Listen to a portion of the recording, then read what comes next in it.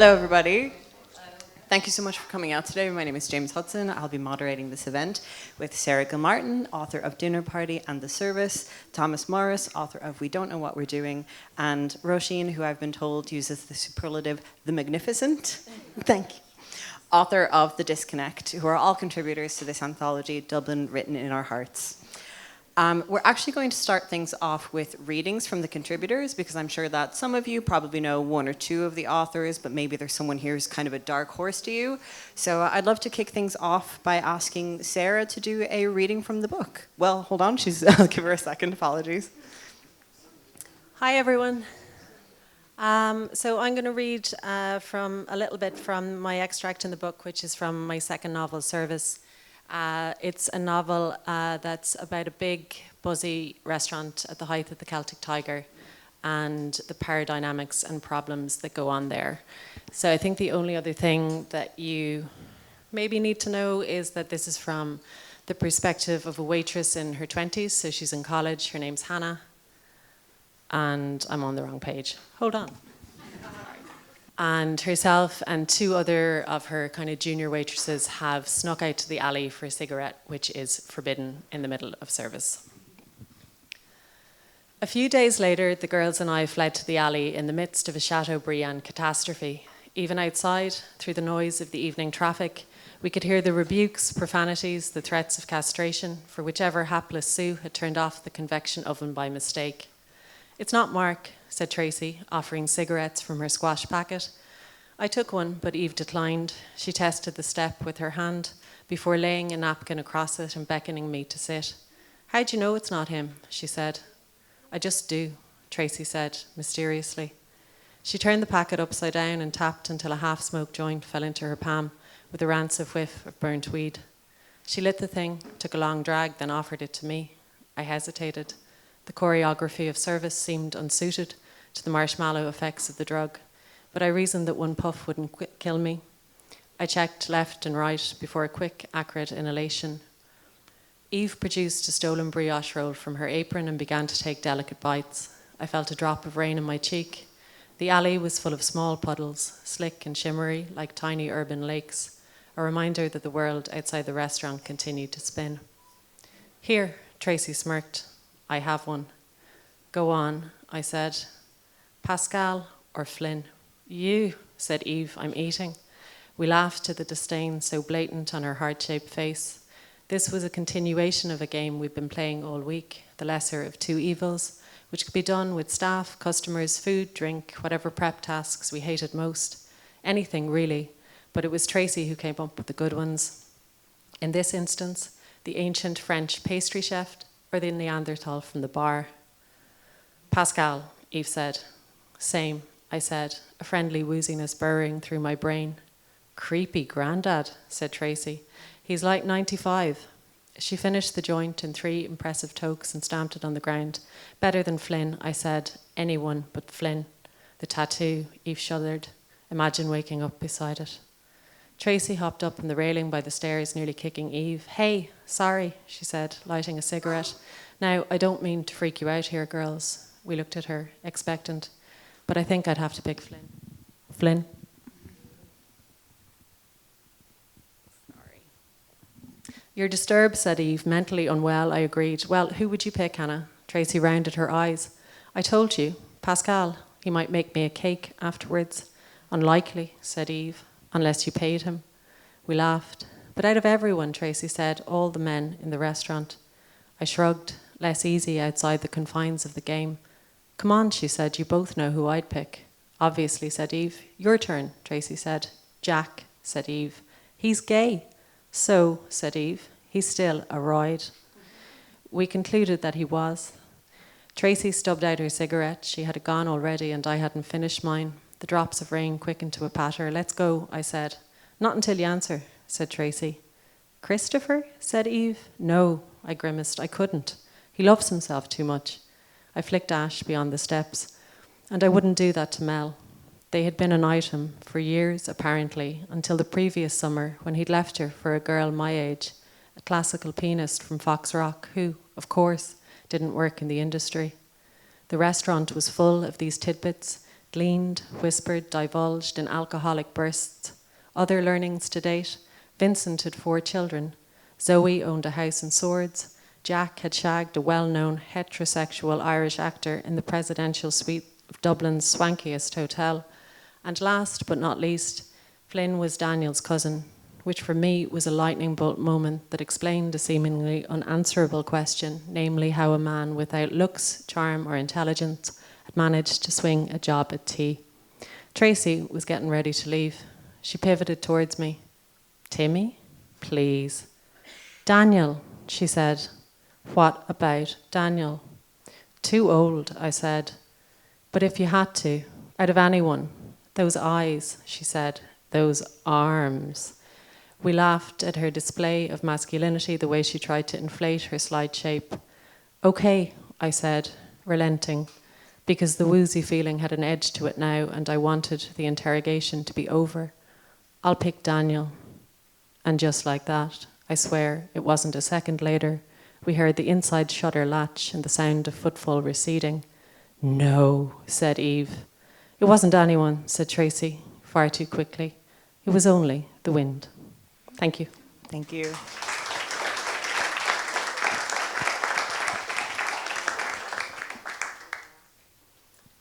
I'd love to ask Roisin for a reading next, please. Hello. This is from The Night Gym, which is an essay, so non-fiction. And in it, I develop a sort of strange love of going to a 24-hour gym in the middle of the night, in the middle of Dublin, in the Docklands. So this part is when I've started going. My favorite part of going to the night gym was going to the night gym, which is to say the walk from my house. The air was cool. The lights of Custom House Quay glimmered on the river. The McCann Fitzgerald building, a giant square made of glowing neon blue cubes, seemed safer by night when the lawyers were gone. If I timed it right, the streets were empty of cars and late-night drunk people too. On the streets I caught glimpses of a nocturnal economy, the flight crews pulling suitcases on wheels, staff pouring out of bars and restaurants around CHQ. At the night gym, I began to notice the regulars. There was a late middle-aged man doing weight machines to build up his skinny arms. There was a group of young Asian guys who I imagined worked together somewhere on a late shift. One weekend night, there was drunk guy wearing a tight shirt and dad jeans, boot cut over leather loafers, one of which fell off his foot as he crossed the floor. His eyes were half open. His feet dragged and he dropped his wallet as he made his way to the machines. In one hand, he held a bottle of Budweiser, which he set down before beginning a set of chest presses. Nobody stopped drunk guy, and everyone watched him. What drove him from the night that he was dressed for and into the gym? Why were the rest of us here sober? Deep in the lizard brain, would we all remember how to use a chest press machine, even during a blackout? I think I've started the wrong section. I'll just read another 2 pages anyway. The year 1990. No. Okay, wait. Is this a disaster or can I just go back? They're here for you. You read whatever you like. Okay, this is from before that. Sorry. I began to overthink the gym, worrying about the correct amount of time to use machines or how to behave in the locker room or how to dress. I was unsettled by the degree to which some people dressed up for the gym. I counted around me the number of tiny lower back logos for Lululemon, the activewear brand which prints quotes from Atlas Shrugged on its shopping bags and which charges over €100 for yoga pants. But my problem was not gym clothing. My problem was too much watching and proximity to people who I felt were achieving more than me. The anxiety I experienced in standing and waiting for a treadmill was greater even than that produced by running on one while being watched by the next person in line. Worst of all was when someone using a treadmill or stationary bike before me failed to press the stop button when they disembarked, leaving behind a screen displaying their miles and calories burned as a challenge for me to match. Throughout the spring of 2016, I grew volatile and fearful. I took on more work, saw my friends less, and felt myself retreating from the world outside. The gym no longer offered respite from these feelings. I entered a state of paranoia, watching the gym-goers and wondering if they were watching me. I began to fear the judgment of women in the changing room for being too naked, or not naked enough. I was becoming scared of other people. The more I went to the gym, the greater my conviction was that they and I were not the same. I measured myself against these normal people and failed. I felt like an alien, using weight machines to work on my human suit. The day I finally gave up going to the gym in the daytime was the day of Dip Belt Man. He was tall and broad and had a Dumb and Dumber haircut, a vest top and ill-fitting shorts. He was wearing a thick black belt which gave him the appearance of a 1990s WWF superstar. I noticed him because he'd been standing in the same place for 15 minutes.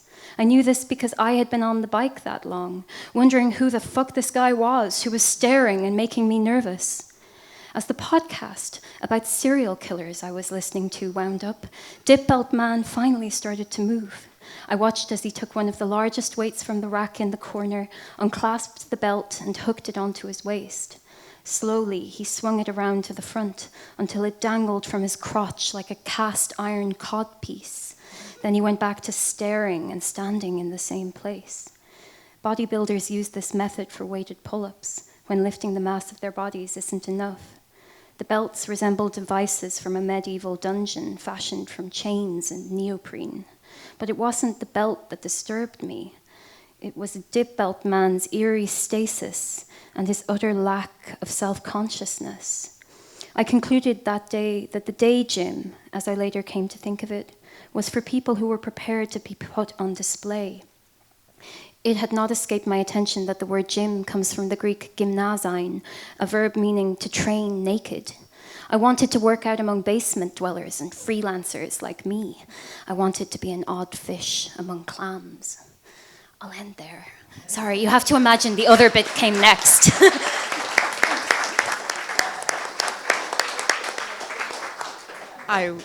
I would love to point out to anybody who hasn't read that story in print yet that Greek word is in Greek in the book. I did not know how to pronounce that, so thank you. It's the most useless Leaving Cert subject, so I had to put it to use. And we'll round things off with a reading from Thomas, please. Lovely. So I'm going to read from a story called All the Boys, which is about a stag weekend in Dublin, a Welsh stag weekend in Dublin. The story's in 3 parts. I'm going to read a little bit from part 2. All you need to know what happened in part 1 was the boys arrived, got hammered, tore up Temple Bar. Tension started to simmer. The following morning we went to Croke Park, which went down well with some of the group and unwell with others. And now they have left Croke Park. So I'm going to read for about 5 minutes. They'll get a taxi back into town, then he'll walk around and look at things. Larry will be in hysterics when he sees the place called Abracadabra, insisting that one of the boys take his photo next to the sign. They'll walk in a group, taking up half the width of Westmoreland Street, wondering what the hell goes on in the massive white building with the huge white columns that look as if they belong in Rome. It's a bank, Rob's father will say, and Big Mike will go, no wonder things are so fucking expensive. When they pass Trinity College, Rob's father will say, there's meant to be a nice library in there. He read about it in his guidebook. And Gareth will point ahead at Hucknall and Larry as they eye up a group of Spanish-looking tourists, and he'll say, I've got a feeling the boys aren't really in the mood for a good read. Before they know it, they'll be in Temple Bar again. In Gogarty's, they'll order bouquets of Guinness, and Hucknall will insist they should have gone to the Guinness factory instead of Croke Park. Big Mike will say, if you know so much, why do you be fucking best man? And the boys will do handbags, ooh, and laugh until their already aching kidneys hurt. A greying man on a guitar will sing Whiskey in the Jar and the Wild Rover, and when the boys request Delilah, he'll oblige, and all the boys will sing shout along, all the while pushing more pints in front of Rob. Rob will be singing loudest now. He'll have decided that tonight's the night he's going to go properly for it. Leaving Croke Park, he'll have felt something stirring, and he'll have told his father he was ready to have one more final night of going nuts. Gareth will sing along too, but he'll be thinking of the small bedroom at home, of the journey back to Wales tomorrow night. By the way, Big Mike will tell the group when talk turns to eating, before we go for food, we got to go back to the hostel. How come, worst man? Hucknall will say. Costumes for tonight, but. And if you call me worst man one more time, I'm going to knock you out, you ginger prick. Sorry, worst man. The boys will be awkward quiet, and Rob's father will ask where they're going to get the costumes from. And Big Mike will smile now. He'll say, why the hell do you think I checked in a suitcase? A fucking potato, Hucknall will say. Are you fucking serious? They'll all be back in their room, and Big Mike will have a suitcase open on the bed, the bag bulging with bumpy, creamy brown potato costumes. Aye, Big Mike will say. Got a problem with that as well, have you? Peacock will take a costume from the suitcase and place it over himself in a mirror. These gonna make us look fat, you reckon? No way am I wearing a potato costume, Hucknall will say. We're in Ireland, for fuck's sake. Exactly, Big Mike will go. They love potatoes, dirty sweet potatoes. And all the boys will shake their heads, will say all sorts. Are they all the same size, Larry will go. All the same, Big Mike will say, except for Rob's. He's wearing something else. Oh, and you all owe me 15 quid. Rob will beam, his teeth visible, a smile in his voice. What the fuck you got me? A plunging arm into the suitcase depths, and Big Mike will pull out something black in cellophane. Wordless, he'll hand the package to Rob. Rob will tear the cellophane. There'll be some kind of dress, green and orange and hideous. It'll take a moment for Rob to click. He's been given a woman's Irish dance costume. There'll be white socks to go with it too. River dance, Big Mike will scream, doing an odd high-knee jig on the hostel floor. And all the boys will laugh, and Hucknall will say, fair play, that's a good one. And once they see that Rob looks the biggest tit, they won't mind dressing up like potatoes. At least we'll all be warm, Rob's father will say. They'll drink the cans left over from last night, and Gareth will find himself at the point of drunkenness where he wants to fight. He'll offer arm wrestles to everyone, using Big Mike's suitcase for a table, and at Gareth's insistence, they'll take turns to lie on the floor and arm wrestle each other. And when he's not competing, Gareth will come up behind Larry, give him a bear hug, and lift him off the ground. He'll do the same to Hucknall and Peacock and Rob. They'll be laughing at first, but by the end they'll be properly pushing him off.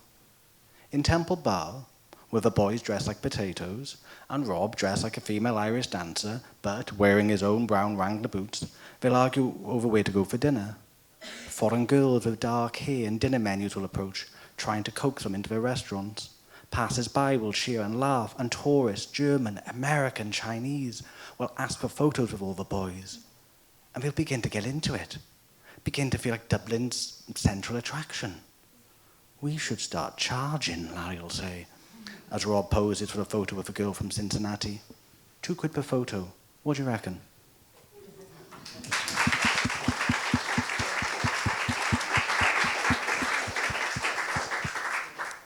Thank you all so much. I'd like to kick things off with like a little bit of biographical details from all of you. So Declan, who I think is in the room with us tonight, the editor of the book, writes in his introduction about his move to Dublin from rural Louth. So I was wondering, could you tell us a bit about where each of you is from, either within or without Dublin, and how much of your like lived experience of Dublin you chose to bring in or leave out of your work? Maybe starting over with Sarah.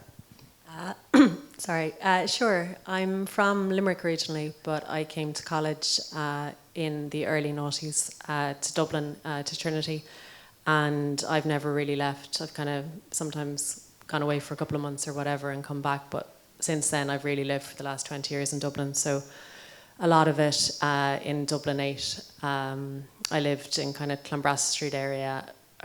My first job as a business journalist was on Francis Street, and I would have lived in Clonbrassil Street around 2007, 2008. And then ultimately, that's where I live now as well. We kind of came back to it. So there's a lot of Dublin in the book. There's 3 narrators in the book for people who haven't read it. There's a chef, Daniel, his wife Julie, and Hannah, the waitress who comes to Dublin. Daniel lives in or around where I live. He grew up kind of in Donore Avenue. He's from that part of the world, so I would have brought a lot of his kind of backstory. I would have said it around kind of areas that I know, Leonard's Corner, Donore Avenue, that kind of up as far as the Liberties. And then they ultimately end up moving out. He does very well in his career, and they kind of end up moving out towards Dalkey. And I don't really know Dalkey very well, but sometimes I go out and swim there. So there's a bit set in Vico. Daniel likes to kind of go and swim and have a bit of a reflection. So I suppose a little bit that. I had worked as a waitress myself during college and in my 20s, but never in Dublin. So I didn't bring, a particular restaurant in Dublin. That's sometimes questions I get from people who read the book. They're like, which restaurant is it? And it's deliberately a mix of lots of different kind of restaurants that I probably might have visited some of them at the time the book is set in the Celtic Tiger.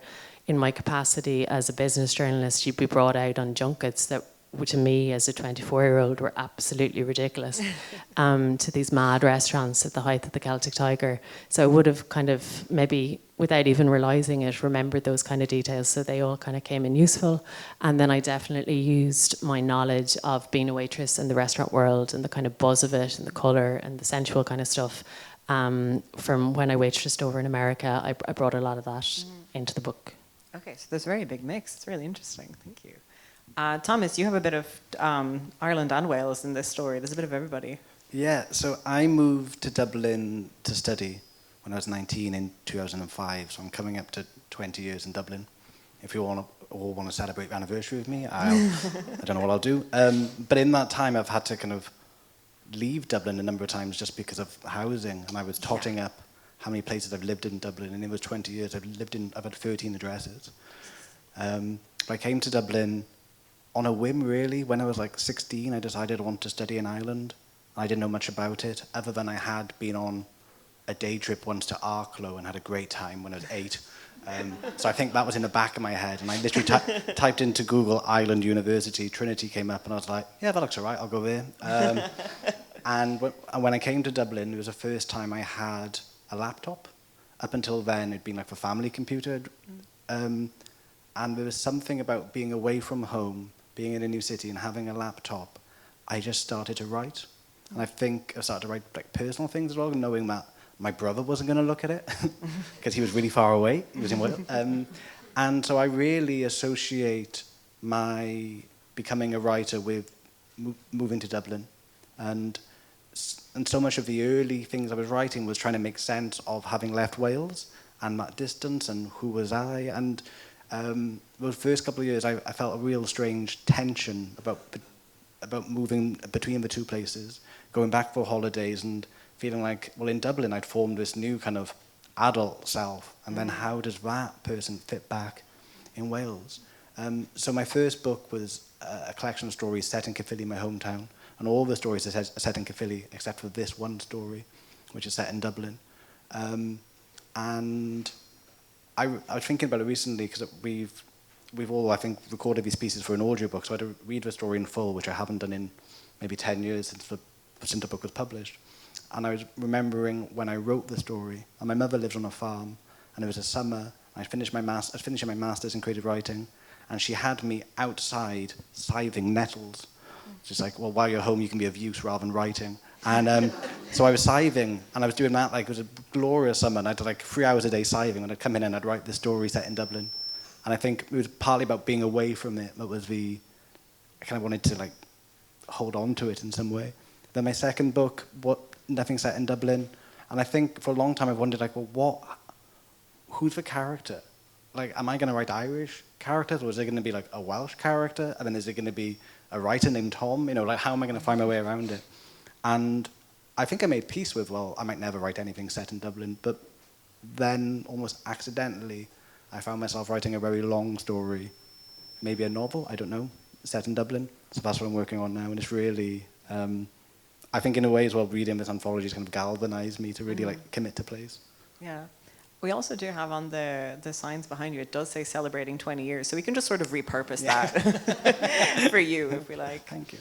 Roisin, yeah, could you tell us a bit about where you're from and how that impacted, because yours is the only non-fiction piece that we're talking about today, and Dublin is all over it. Yeah, and I don't know how it strikes the reader, but I think there's a kind of ambivalence of tone to my depiction of Dublin, which, it was weird I was talking too far into the microphone, but never enough. There's a sort of ambivalence to how I write about Dublin, which probably comes from coming from here. Like, I think there is a sort of privilege to being from a place that only you are allowed to love and hate it in quite that way. And similar to actually your experience of writing about Dublin from another country, that has, in my experience, been the times in my life when I've had the clearest eye on where I come from is from a departing plane. You know, you get to see the whole of Dublin.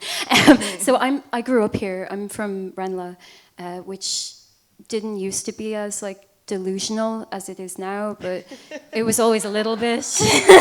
And I kind of tried to get away almost instantly. Anyone from Ranelagh in the audience? No.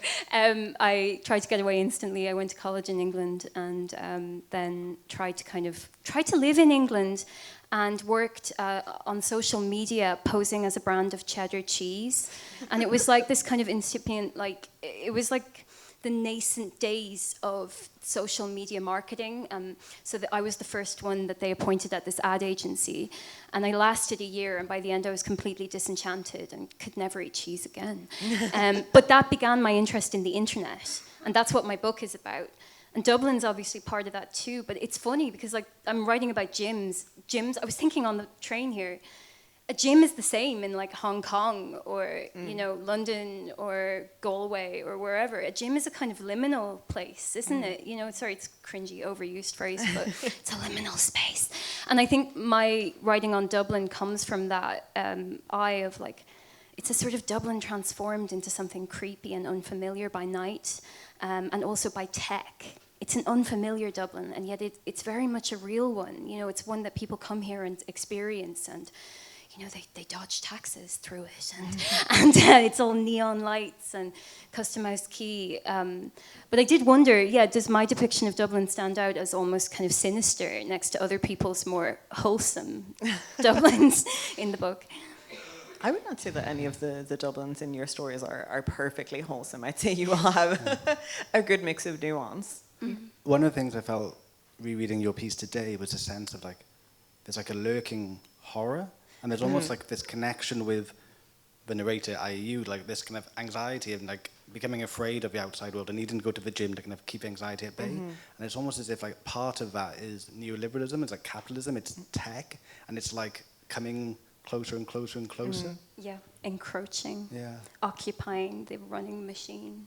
And it's funny because it's only become more kind of painful for me over time. I just feel myself getting older, and I still don't own a house in the city, and I feel very flippant about it all. I'm like, oh, maybe I'll live in Dublin in the future, maybe I won't. And as a writer, you're able to just sort of go all over the place.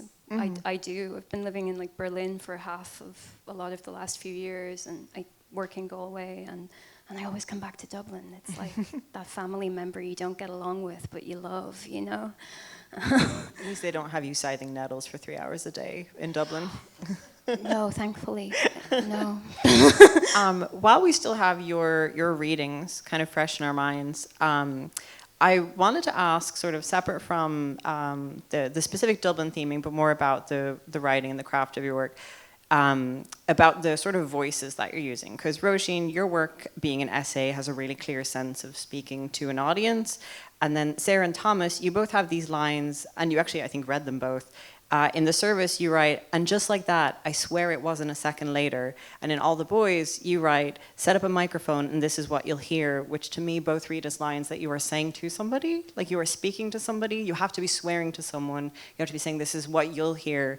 So from all three of you, I was just curious, how much did you consider the recipient of the story, whether that is the sort of, are your characters speaking to somebody who should be receiving the story, or even the reader themselves? Well, the first thing that made me start to write service was I had written a short play, and the actress in it wanted to audition for something in the Abbey, and she needed a original piece by an Irish writer, and she said, will you write me a monologue? And I said, I don't know how to write a monologue. And she said, please. So I said, okay. So I wrote effectively what was the first page of Service. It's not what I read here, but it is a very voice-driven book, and I think that's really why it is. You know, I was writing for a stage, and then I kind of continued on in that first-person narrative or first-person voice for Hannah, and similarly with Daniel, and then I mixed it up a little bit with the second person with Julie. But yeah, so there was that kind of imaginary audience or reader, I guess, or there was that knowledge right from the beginning. Yeah. Thomas? I knew I wanted to write a story about a stag weekend. And I've only been to one stag in my life, and that was as pure research.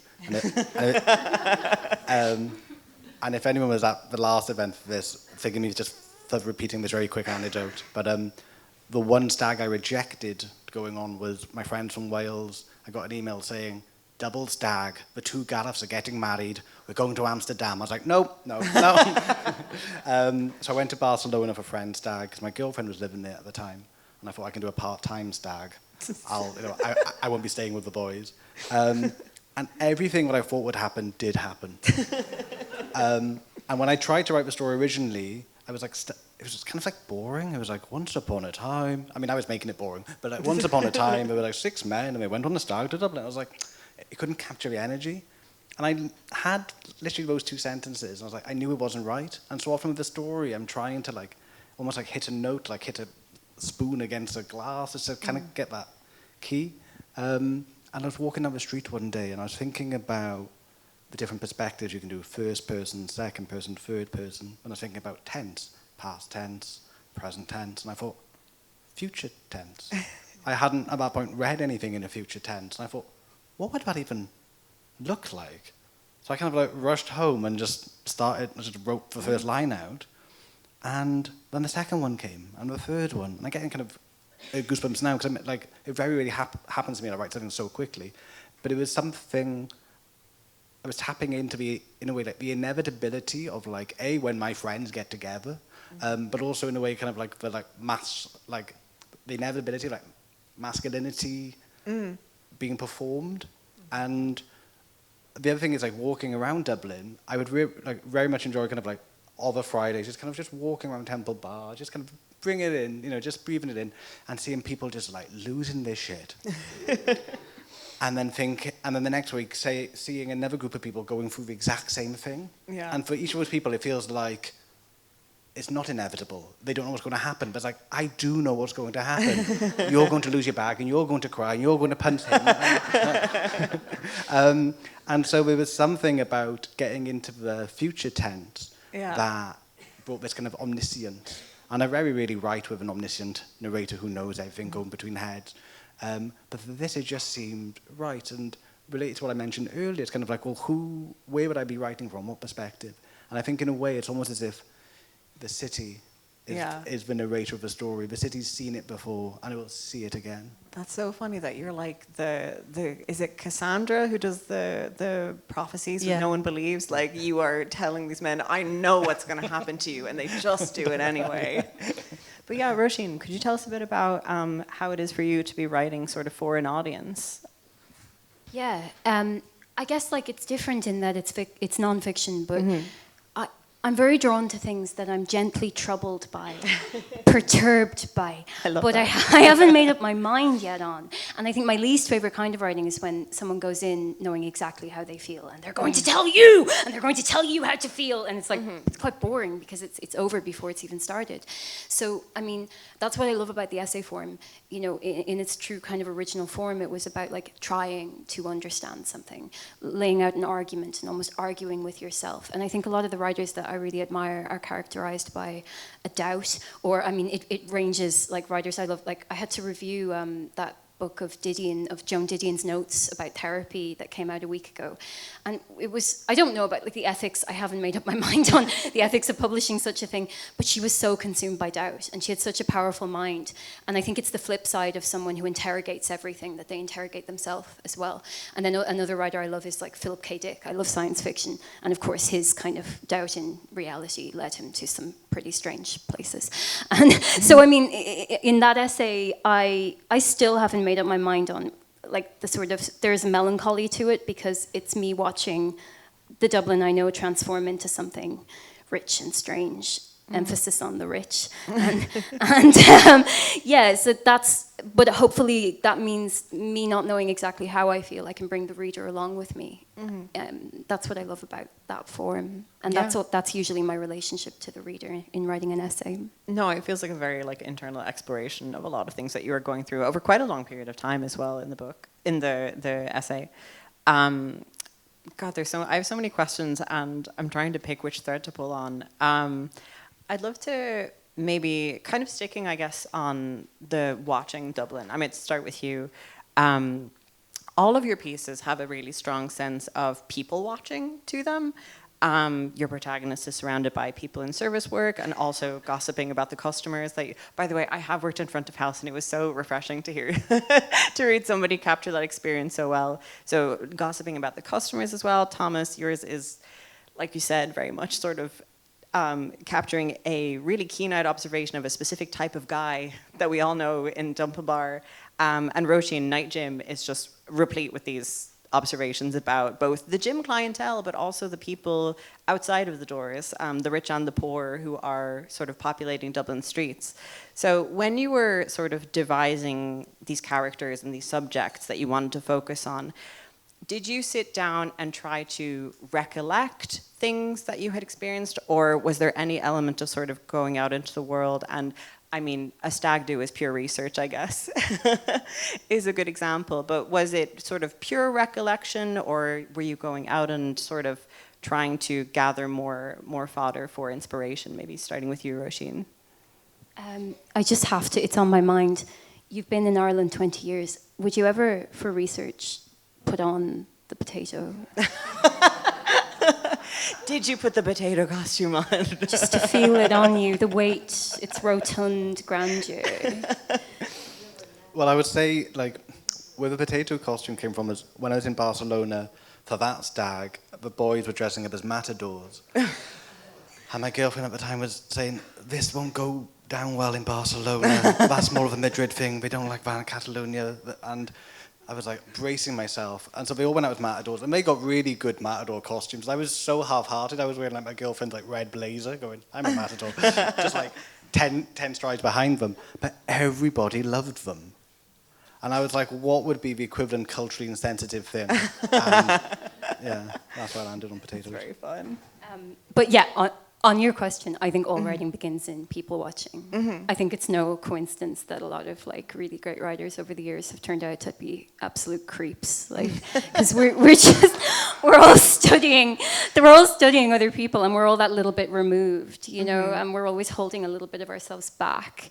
And I personally, like, that's my life. I just go any city I'm in, and if I'm at home and if I'm away, I just find a cafe and I sit. And increasingly it's difficult because cafes don't like you staying a long time, and they cost €5 coffees and all the rest. But that's my life, and I'm not about to stop it anytime soon. So yeah, it always comes from that sense of alienation, but also of belonging in a place, of being part of a flow. And I take it to completely, I take it to creepy extremes. I do. I imagine people's lives. Is that what you were asking about, hopefully? There is an element to that. I do like to hear about that. Have I just confessed? I'm glad somebody on the stage is just going to say that all writers are creeps. If someone had to say it. You Was are. there any element of Night Gym? So a lot of it sounds like it is sort of looking back on experiences you had, but was there any elements that you sort of maybe, did you go back to Night Gym while writing to sort of see, refresh your memory and get some sort of first-hand sensory things to sort of fill out the memories? I've not been in a gym since I wrote that. I'm a yoga person now. And I do yoga every day, and it has helped me so much more than... You scared yourself off with your own story. Oh, I'm never going back. And it's funny because the first draft of that essay I wrote, I actually did it as like spoken word. It was to be performed in that little tiny theatre in Temple Bar, the James Connolly Theatre. And I wrote it while I was still in the grip of my night gym madness. I was still going. Like, I probably performed it and went off to the gym that night. It was like, this is completely normal. And no. And it was only when I actually pitched the piece, I sent the piece to the Dublin Review and started editing it, and it got accepted and all the rest, and I gained a bit of perspective on myself, which goes to show, I meet a lot of people who claim that writing is therapeutic, and I'm always quick to shout them down and be like, writing won't fix you, it will make your life more complicated, if anything. But that piece did actually help me stop doing this thing that was not very healthy. Yeah. Thank you. We have heard a lot about the parcel and a potato so far. Yeah. Sorry, I just want, Roisin, did I imagine this, or did you perform it on an exercise bike? Tell everyone I did that. Okay, yeah, no. Just put that out there. That's so cool. I wish I did that. No. Everyone, please go around and tell everyone that you heard from this incredible author who did a spoken word piece on an exercise bike. Yeah. We can get that out into the culture. Bring in the exercise bike, please. Writing as cardio. I think, to answer your question, James, there's something about, I'm kind of like renewedly surprised when I'm writing, and very similar to what Roisin was saying, like, if I decide ahead of time what I'm going to write, it generally falls apart. It's not interesting to me. And it's only when I can kind of get like an askew way in, and when I don't know what's going to happen, I discover a lot of things that I do know. And say writing that story, it was almost like it redeemed all the time I'd spent with my friends, like with my hand in my, like we had my head in my hands. It's like, oh, I know what this character would do, and it wasn't like I was basing it on this one person or anything. But like once I got in there, it's like, oh, I've actually noticed quite a lot here, and I hadn't thought of myself as an observant person. And it's incredible. Like once you kind of, I just need that way in. And kind of what comes to mind is I have a story in my latest collection about a family of seahorses. And I didn't know anything about seahorses going in, and I didn't know what the story was going to be about. But for ages, I was trying to write kind of auto-fiction about my life, and it was really like serious, and it was shit. It was terrible. But it was only when I started playing, I started writing about seahorses, and I got in, and then I was like, oh my God, there's actually a lot here about family, and about like sense of abandonment, and individuation, and like all the dynamics, and all the things you don't do because your father tells you not to do, and all this stuff. And so for me, that's the pleasure. And the thrill of writing is never quite knowing what it is I'm going to discover I do know. And with this story, like so many of my stories have taken like 2 years to write, 4 years to write, and I'm drafting and drafting and drafting. And the story in my latest collection took 82 drafts. This stag story came out in a month. Oh, wow. Yeah. You clearly had that in you. You were ready. I was so ready. I was so ready to lay that egg. Yeah. And Sarah, did you have any experiences when you were working on the service where you went out for dinner and caught yourself sort of like observing details? Not really. Okay. I think when I start writing, I don't really want any of that. I just kind of come to the page, and it needs to come from my imagination. So if I had, maybe done a little bit of research before I began, particularly around, say, more Me Too elements in the book. But then the minute I started writing it, I just wanted to stop that. And it can be annoying sometimes, particularly like with my background in journalism. Sometimes you write something and it's not accurate. And there's a part of me that's like, I want to go check what it was like in 2008, how expensive it was to get a Diet Coke. But I know that if I do that, I'm probably not going to go back in to write fiction for the day. So it kind of all has to come from my head. So I try not to do anything experiential while I'm writing the first draft, maybe in like, say, second or third, or when I'm going back to edit. But one of the things I loved about both Roisin and Tom's pieces were just how they did come at Dublin kind of at a slant. That really unusual perspective of like the night, like I think you called it like the nocturnal economy or something in the piece, and then the same like a bunch of Welsh lads kind of coming over, which kind of makes you see that kind of outsider view. It makes like Dublin feel new again whenever you read it, even as someone as you live there. So I think that kind of slant idea is lovely to kind of come that way. I'm going to ask you one question, and then I'm going to turn it to the audience. So please do get percolating on your questions, because I will put it over to you after this one. I'm really interested. I think I'm sorry, I don't remember. One of you did mention this. I'm really interested in the themes of masculinity and misogyny that run in all of your stories and both of your stories and your essay. With the sexualized shop talk in the kitchen, the stag do harassment throughout most of all the boys. And the undercurrent of fear with Dip Belt Man and the True Crime podcast. So I kind of want to open this to anyone who wants to jump in, but I just wondered if you could tell us a bit about how you decided to tackle how and why you decided to tackle the themes of masculinity and misogyny in your work. If nobody wants to, I will turn it over to the audience. That is all right. I'll take a stab at it anyway.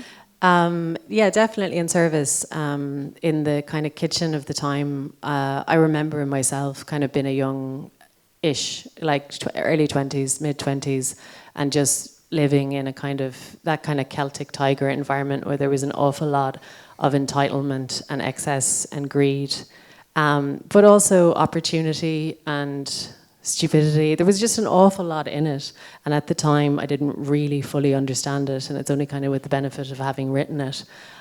It was a really strange time. It was a strange time to be in college, because you kind of went from, I grew up in the 80s and 90s, and it would have been a time where there was still Magdalene laundries around. I went to a Catholic school. My parents would have been very much, no sex before marriage, that kind of line. And then suddenly you're thrown into like noughties Dublin, and it's like, well, you can do everything.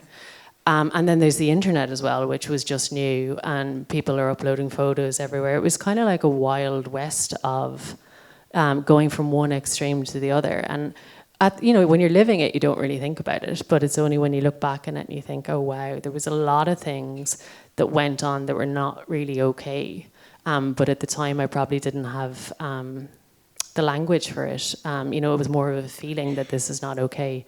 Whereas hopefully, 20 years on, and a bit of reflection on it, and a bit of space and time and the distance that fiction does give you, you can kind of hopefully nail those things. And the environment in the restaurant in particular, because it's such a fast-paced, stressful environment, it's literally like a theatre. Tables get set and reset every day. Bad things can be, swept under the carpet. And then everyone just gets on with the next business of the day. So that was interesting to me as an environment to set that kind of, to look at that culture within that environment.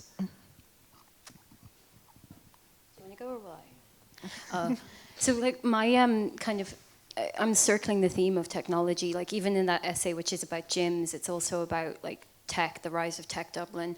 And I think when I'm writing about tech, I'm always writing about the body as well, because the two themes are they're just connected, and gender comes into it in a huge way. I mean, in the gym piece, it's funny, I'm writing a book at the moment. I'm writing more essays about beauty culture, and a lot of that comes into the experience of being female, but like, it's so funny how diet culture has metamorphosed and come for men, essentially. And it's done it under the guise of tech. Like, it's been led by Silicon Valley, by this life extension movement thing. And then it's under the guise of coming back to some myth of what we really are as humans. So this paleo obsession, And I had like 2 eating disorders for about 15 years more, maybe. I mean, because it's like recovery is just slow and bizarre and back and forth all the time. So the better part of 2 decades.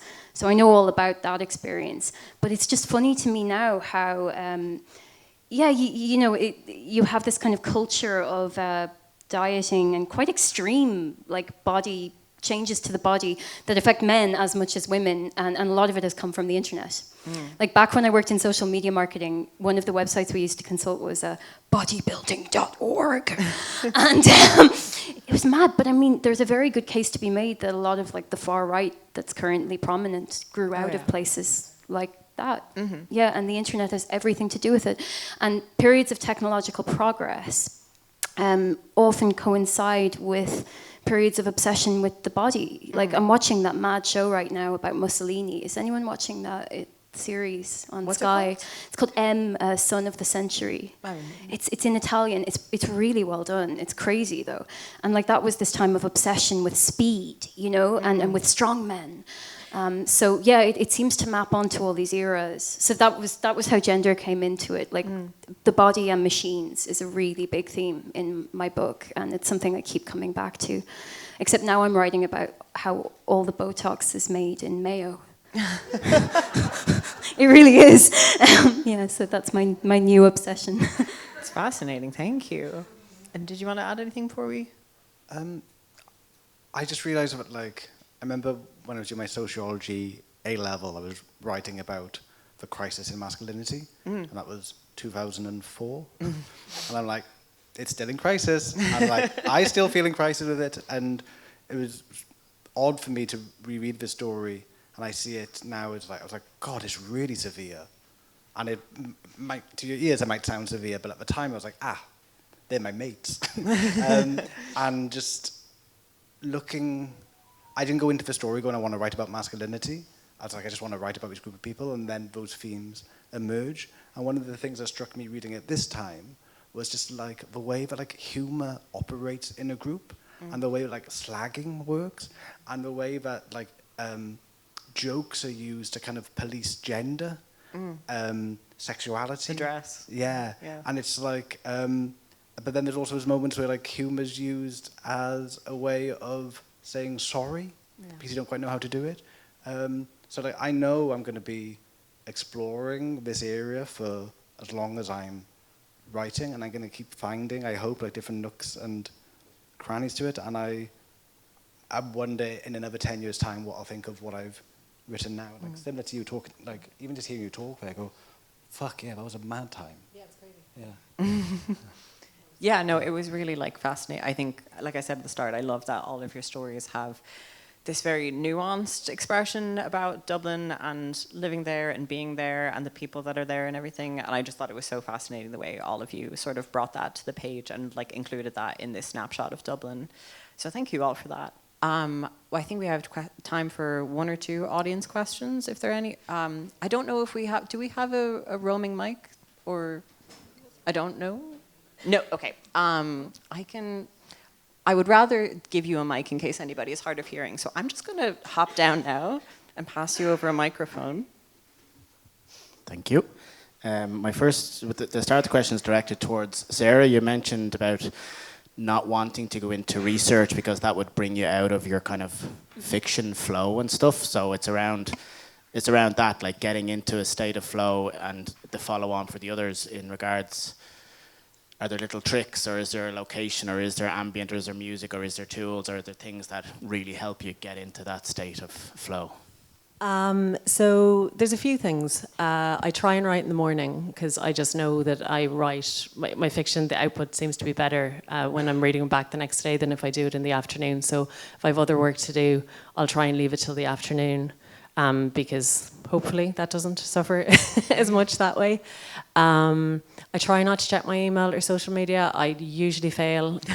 So I check my email and social media, then I close out of it, and then I just try not to again. I'll try and write for a couple hours, and usually I need to take a break after a couple hours. So if I've done a couple of good hours in the morning, and then maybe another hour before lunch would be ideal. But beyond that, unless I'm, if I'm in that first draft stage, that's probably as much as I can do. And even if I push myself to go on, I've found in the afternoon and, write for another 3 hours, ultimately that never really makes it in. I kind of end up deleting that bit or whatever. So to kind of get to know your own process, I suppose, and when suits for you.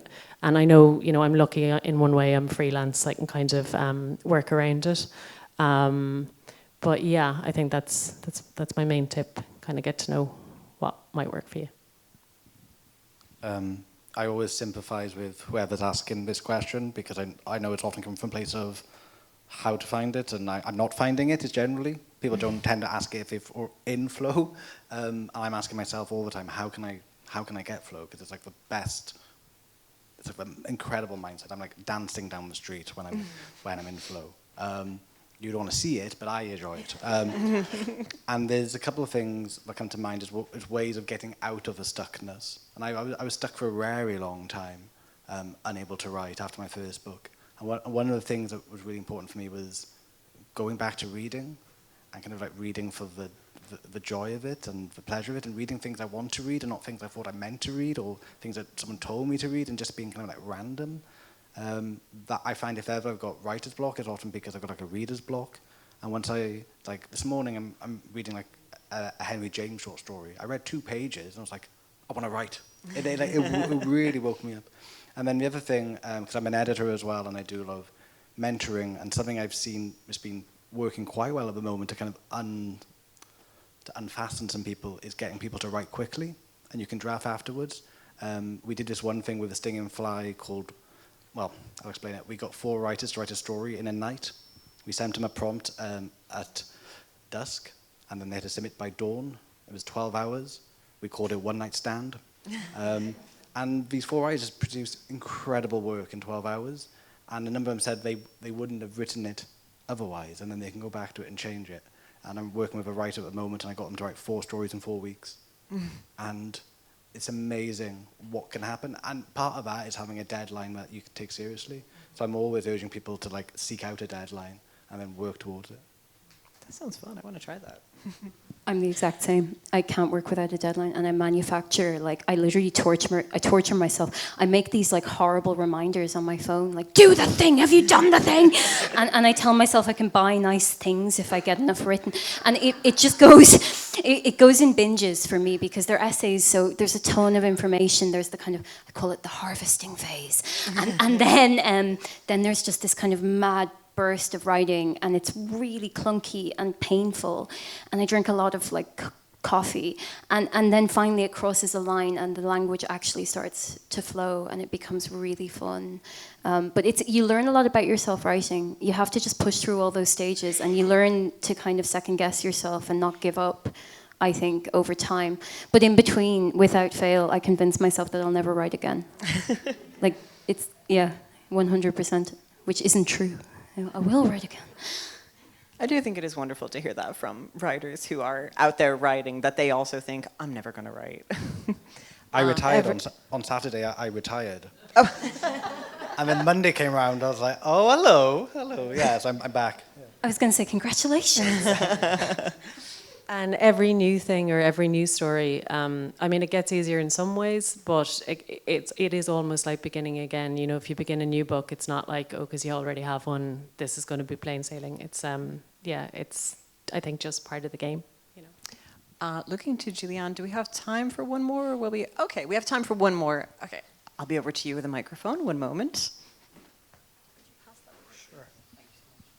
Hi, this is a question for all of you. I am part of a writing group, and we have a book done and dusted. And what my question is, we're finding it so hard to have it published, to have someone actually take a look at it. And, you know, it's a group effort. And I don't know what route to go, the self-publishing or try and get it published by some publisher, you know, and obviously needed to be editors as well. But the doors are closed. I can't, so far I haven't had anyone to have a look at it. Or how do I go about it?